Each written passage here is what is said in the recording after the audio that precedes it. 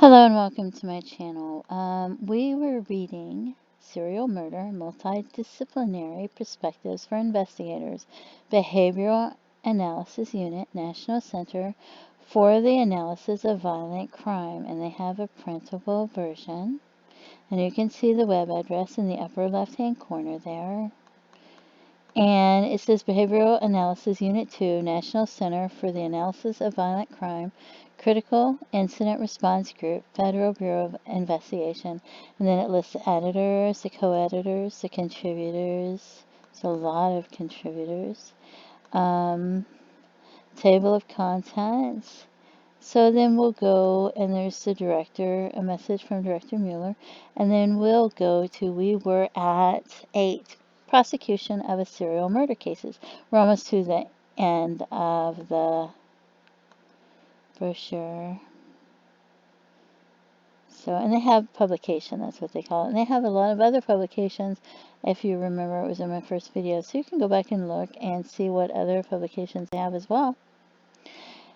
So, prosecution of serial murder cases. The recognition and investigation of a serial murder series is often perceived as a separate and distinct process from the other primary goal in these complex cases, the prosecution and conviction of the offender's response for homicides.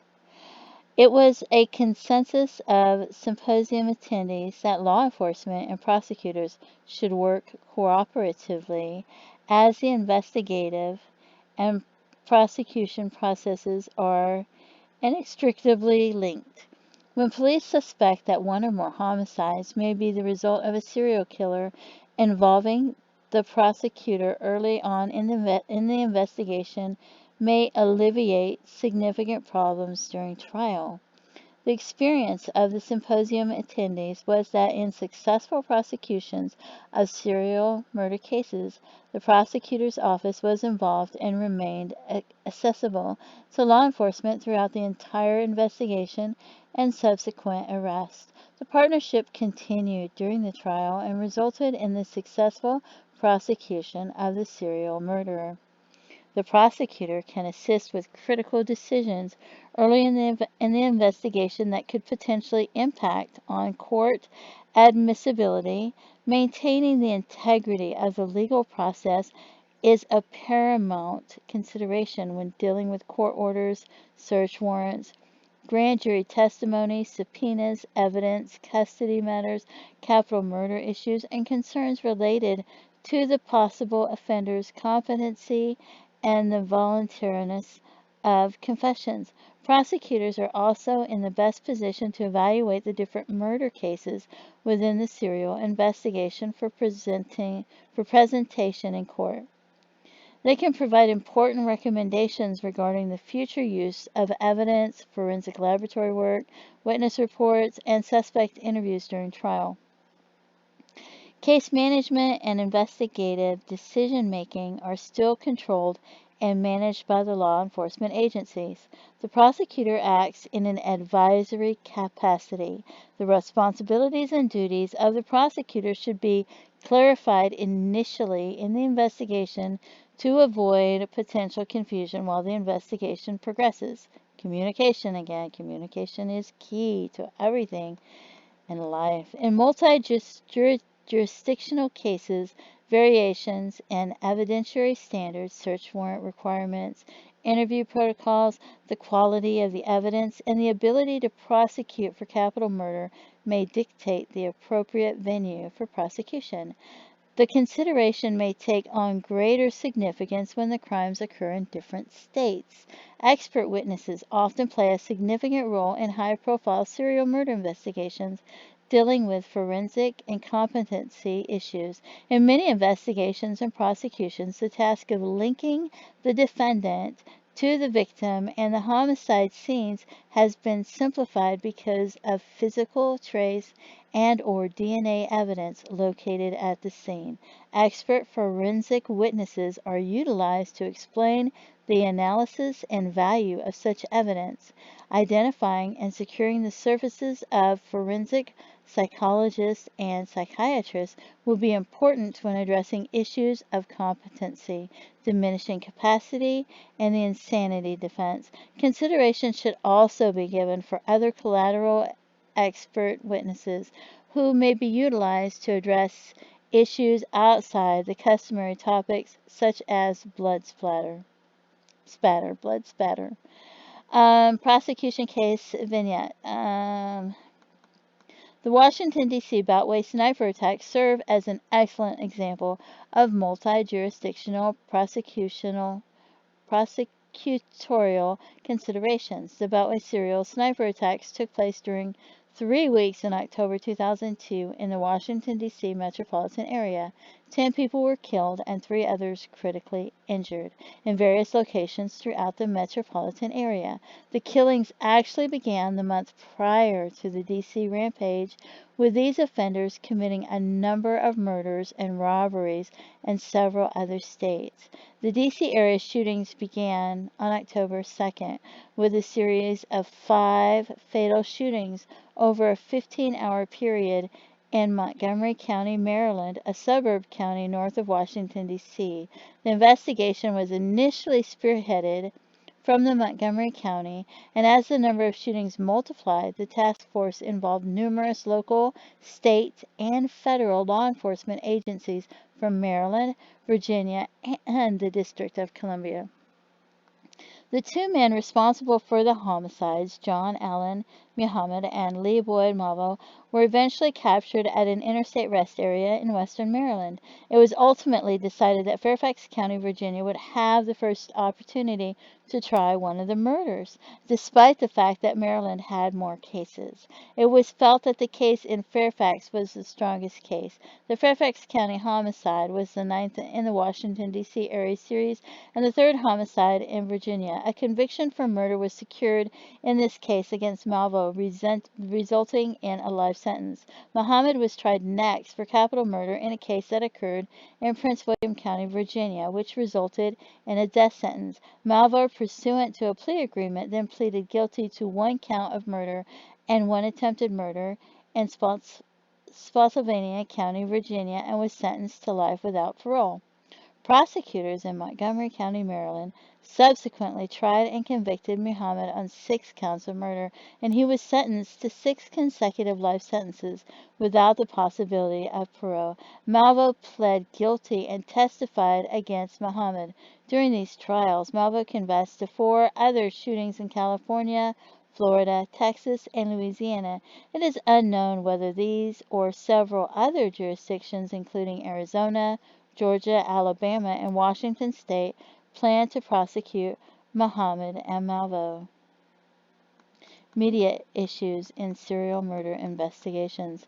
Serial murder cases are inherently newsworthy.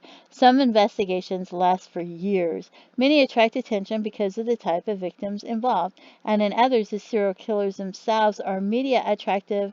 Media attention is exacerbated by the insatiable demands of the 24 hours a day, 7 days a week news reporting industry. The constant news attention on the investigation inevitably results in conflicts with law enforcement. Often the relationship between law enforcement and the media is not a close one. In some law enforcement agencies, there is a long history of distrust and resentment underpinning this relationship. From the law enforcement perspective, the media publishes unauthorized information from investigations, hypotheses on investigative progress, and uses talking heads to critique the investigative efforts.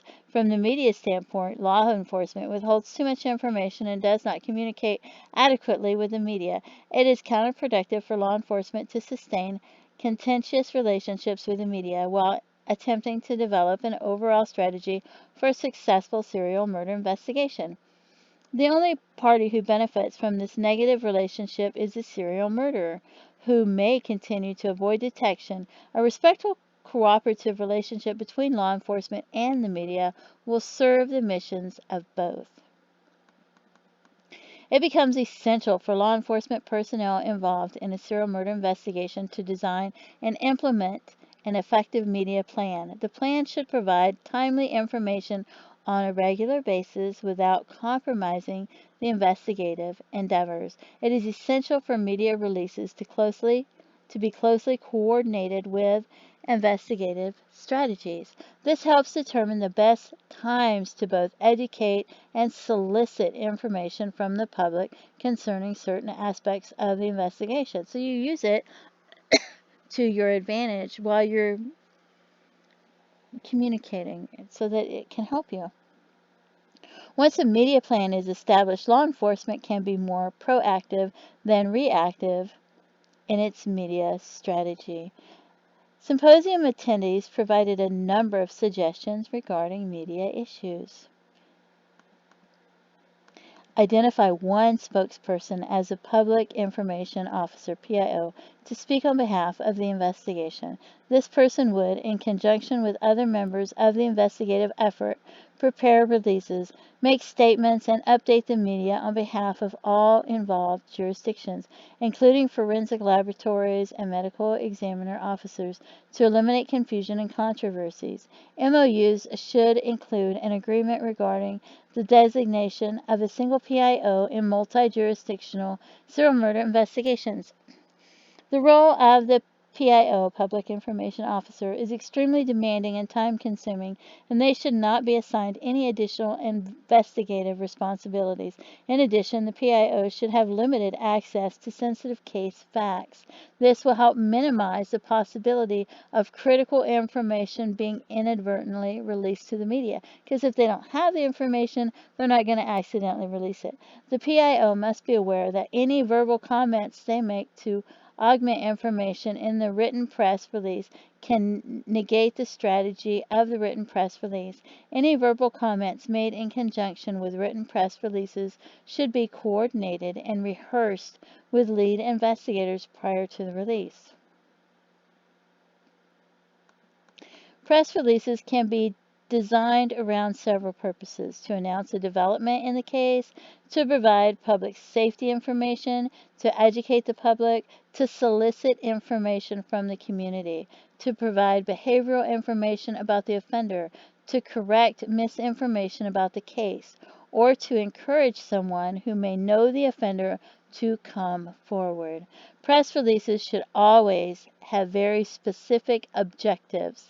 New releases should be reviewed by lead investigators in management prior to dissemination. Investigators should consult with proven behavioral experts experienced in serial murder cases before releasing any behavioral-based offender information. Press releases regarding the investigative effort should always have a positive tone. The PIO should continually remind the community that every available resource is being utilized in the investigation. A release can also include statements that discuss the impact of the case on the community, including the nature and scope of the threat to potential victims and the steps being taken by law enforcement to educate the community. Inaccurate information distributed by the media regarding a serial murder investigation should be identified and addressed by law enforcement as soon as possible. Such information may include statements made by talking heads solicited by the media.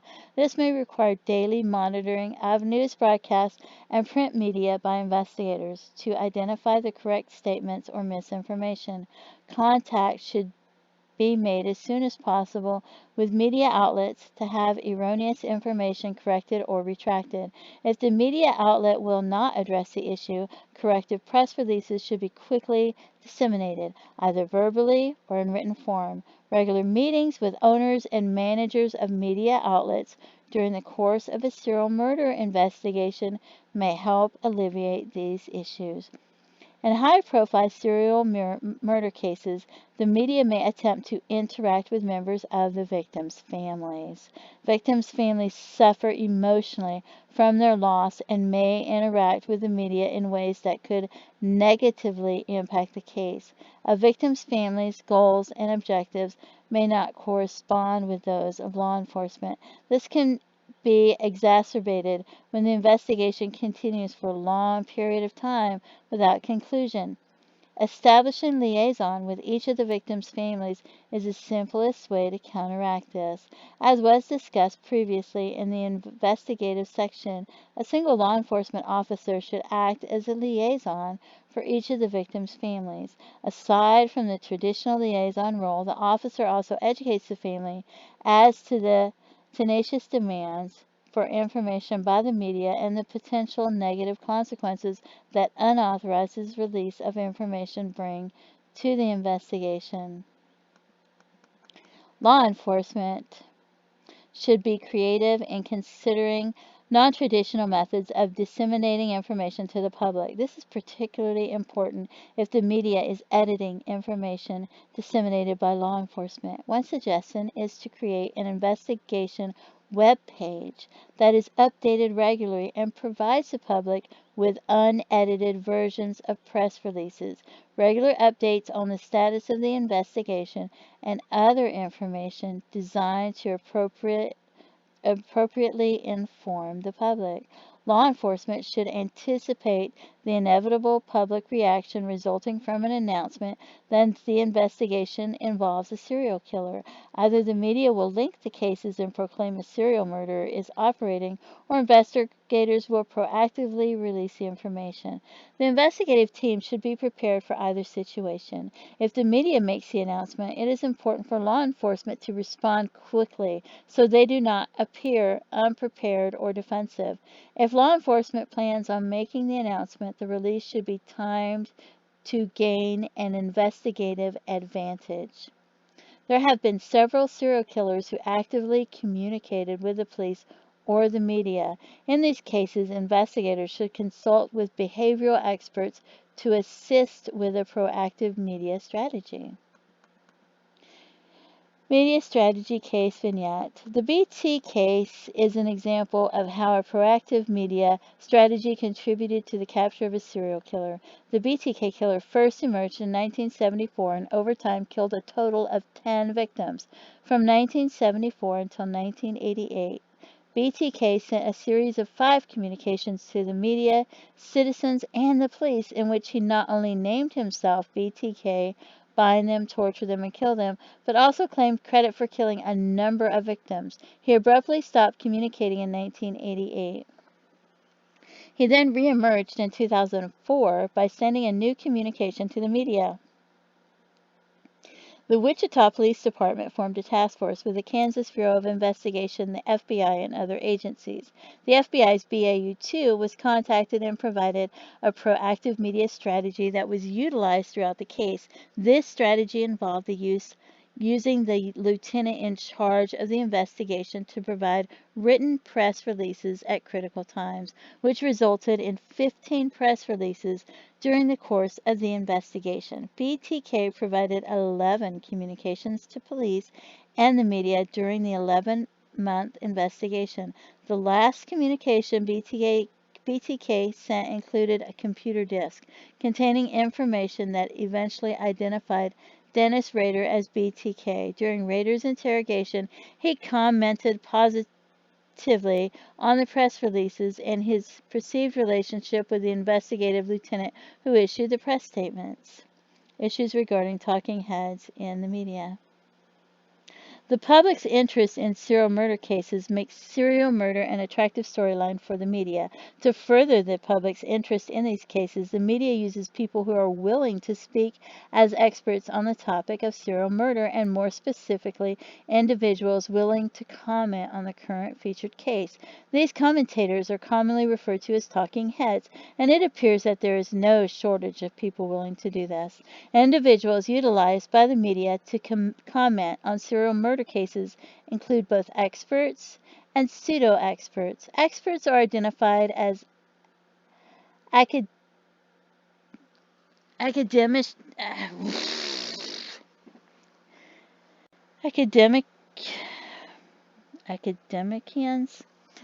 researchers, retired law enforcement officials, mental health professionals, and retired law enforcement profilers who have developed specific knowledge and experience in serial murder investigations. Pseudo-experts are self-proclaimed profilers and others who profess to have an expertise in serial murder, when in fact their expertise is limited or non-existent. That would be me. My expertise is limited or non-existent, but I don't I don't self-proclaim to be a profiler, but the media will recruit talking heads, whether true experts or pseudo-experts, to offer their opinions on current cases when they have no official role in the investigation and no access to any of the intimate facts of the case. When individuals appear in the media and discuss ongoing cases, they have enormous potential to negatively influence investigations and may even cause irreversible damage. They often speculate on the motive for the murders and the possible characteristics of the offender. Such statements can misinform the public and may heighten fears in the community. They may contribute to mistrust and a lack of confidence in law enforcement, and more importantly, may taint potential jury pools. These statements may also impact the behavior of the serial murderer, because it is unlikely that an offender discriminates between a talking head and a law enforcement official actively involved in the case. When offenders are challenged by statements or derogatory comments made by the media, they may destroy evidence or, more tragically, react violently. Attendees of the symposium were asked to discuss this issue and offer written comments. The following observations were made. Law enforcement is strongly encouraged to continue its release of information to the public during an investigation in order to alert the community to a public safety issue or to solicit assistance in the identification and/or capture of an offender. There is a difference between law enforcement agencies proactively releasing information about an ongoing case and talking heads who comment on a case in which they have no investigative information. Members of the media are encouraged to closely examine the credentials of any experts whom they consider utilizing to ascertain if the qualifications and expertise level they claim is accurate. When an expert is retained by the media, having the expert's qualification listed on a public website would offer the community the opportunity to assess the expert's authenticity and credibility. Responsible, retired law enforcement officers, clinicians, academicians, and researchers who are asked to provide statements concerning ongoing cases should refrain from doing so unless requested by or with the permission of the agency who has jurisdiction responsibility over the case. Individuals who have developed an expertise in a given field recognize that before an opinion can be rendered, complete and accurate information must be obtained and analyzed. Therefore, it is inappropriate, even for acknowledged experts in serial murder, to offer opinions regarding a specific case based solely upon incomplete and potentially inaccurate information available through the media. If responsible professionals are requested to provide statements about ongoing cases, the following guidelines are suggested. Speak in general terms only. Do not comment on the particulars of the current case. Do not criticize the investigative efforts. Do not misrepresent one's credentials or expertise. Provide information to educate the public on the issues involved in serial murder. It was the opinion of the experts at the symposium that it is not possible to regulate or officially censor comments made by talking heads during serial murder investigations. However, a policy statement issued by law enforcement to the media would be appropriate, and below is an example of such a statement. The media's role in reporting the facts of a case is a major public service. However, providing a forum for speculative commentary can be counterproductive and potentially dangerous. Public comments on an active investigation with incomplete or incorrect information information are merely speculation and can seriously jeopardize an ongoing case and place citizens at great risk. Accordingly, we respectfully request that restraint be exercised and comments withheld until after an arrest has been made. Epilogue. We would once again like to recognize the individuals who attended and participated in the Serial Murder Symposium and thank them for their contributions. These individuals are among the world's most knowledgeable experts on serial murder. Many have been involved for years in the study of serial murder, and they have collectively published dozens of books and articles on a number of diverse topics related to serial murder. Their publications are recommended for anyone involved in investigating, prosecuting, or studying serial murder. Due in large part to the efforts of professionals who attended the symposium, there has been significant progress over the past few years in understanding serial killers and the crimes they commit. However, there is still much work to be done. Continued research in the topic areas addressed in this monograph is vital to advancing the knowledge of this important subject. The men and women of the FBI's Behavioral Analysis Unit 2 look forward to continuing partnerships and the collaborative efforts to better understand and subsequently generate a more effective investigative response to the serial killers that prey upon our citizens. And there's an appendix, and they talk about different things. So I'm to the end, and I'm done reading this. But I think this was quite interesting, and I hope you enjoyed it. And I thank you for tuning in and listening as I read along. And so I'm going, whoops, scroll down that one too quickly. I'm going to scroll down so that you can see their list of people. A lot of people. And this was very informative and very educational. So, and there's a lot of links too, so you can go to their links and you can check that out. And next, I think that I might read this, a little bit of this, and then I think I might read this. This is called a Multi-Agency Investigative Team Manual. So I thought, well, that looks interesting, so I might read that. And then I'm not sure what I'm going to read next. So if you want to read along, you can. So thank you so much for tuning into my channel, and I appreciate you. And if you have any knowledge or information or any comments, they have some interesting links here. Please feel free to leave comments, and I thank you so much for tuning in. Have a great day. Bye-bye.